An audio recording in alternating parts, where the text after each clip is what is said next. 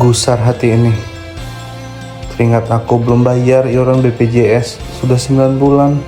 Ingin rasanya aku melunasinya, namun apa daya, dana yang tersedia belum mencukupi. Apakah aku harus gadaikan motorku satu-satunya? Kemanakah aku harus mengadu? Apakah harus bertanya pada rumput yang bergoyang? Mau nanya apa, Mas? Astaga.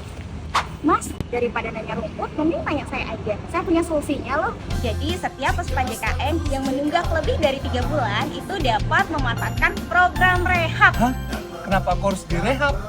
Bukan rehab yang itu. Rehab itu adalah program rencana pembayaran iuran bertahap. Jadi setiap peserta JKN dapat mencicil tunggakannya. Oh, gimana caranya? Caranya gampang banget, Mas. Tinggal download aplikasi Moba JKN, login, dan kemudian pilih menu rehab. Nanti di sana Mas tinggal pilih jumlah tahapan cicilan tunggakan dan iuran bulan berjalan. Gampang banget kan? Wah, mantap ini. Saya coba ya, Mbak.